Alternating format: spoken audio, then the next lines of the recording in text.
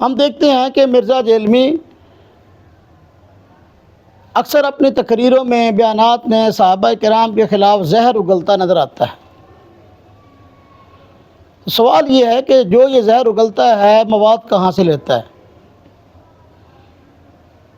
اور اس کو اس نے تحقیق اور سرچ کا نام دے رکھا ہے، حالانکہ اس چیز کا تحقیق اور سرچ سے دور کا بھی واسطہ نہیں ہے۔ مرزا جیلمی اس طرح کا مواد سارے کا سارا شیعہ اور روافض حضرات کی کتابوں سے لیتا ہے،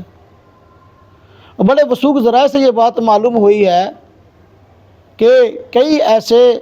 متعصب شیعہ اور رافضی حضرات ہیں کہ جن سے باقاعدہ طور پر اس نے یہ چیزیں سیکھی بھی ہیں، تو ان کی کتابوں میں جو صحابہ کرام کے خلاف مواد جو ہے وہ کافی ہوتا ہے، بھری پڑی ہوتی ہیں، وہاں سے مواد چرا کے اپنے آپ کو سنیت کے روپ میں لوگوں کے سامنے پیش کر رہا ہے۔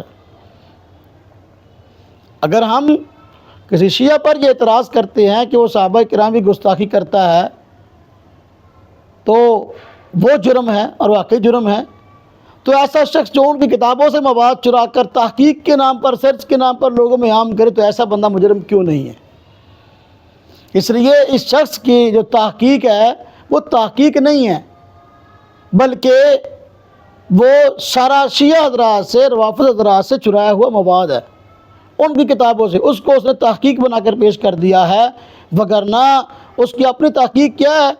آپ دیکھیں تو جو بھی اپنا کتابیں ہیں آج تک لکھی گئی ہیں، یا تو عربی میں ہیں یا فارسی میں ہیں، یا جو ہے وہ اپنا اردو زبان کے علاوہ دیگر زبانوں میں ہیں، لیکن یہ کہ مرزا جیلمی صاحب نہ اس کو عربی آتی ہے نہ اس کو فارسی آتی ہے، تو پھر وہ اب مواد کہاں سے چراتا ہے؟ ہمارے پاک و ہند کے اندر جو روافض نے اردو میں کتابیں لکھی ہیں وہاں سے مواد چرا رہا ہے، مواد چرا کر اس کو سنیت کے روپ میں، اب اس نے جو اپنا پیپر شائع کیے ہوئے ہیں 2 صفحے 3 صفحے کے، اس کے نیچے عنوان دیا نوجوانان اہل سنت۔ نوجوانان اہل سنت کہاں سے یہ مواد لے آئے بھائی؟ اور اہل سنت کا یہ موقف کہاں سے آ کے صحابہ کرام کو ایک پلان کے تحت جو ہے وہ برا بھلا کہنا ہے اور عوام کے سامنے جو ہے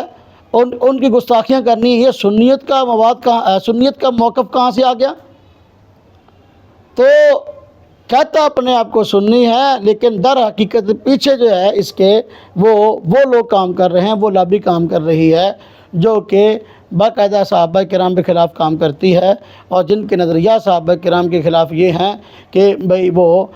نعوذ باللہ مومن بھی نہیں تھے، منافقوں والی آیتیں صحابہ کرام میں فٹ کرتے ہیں۔ تو اصل میں اس کا مواد ان لوگوں سے لیا ہوا ہے، اس لیے اس حکومت وقت کو، ادارے کو چاہیے کہ ایسے بندوں کو گرفتار کر کے جو ہے امت مسلمہ کے اندر فساد اور اختلاف سے جو ہے وہ روکیں، تاکہ ایسا نہ ہو کہ امت مسلمہ میں انتشار ہو۔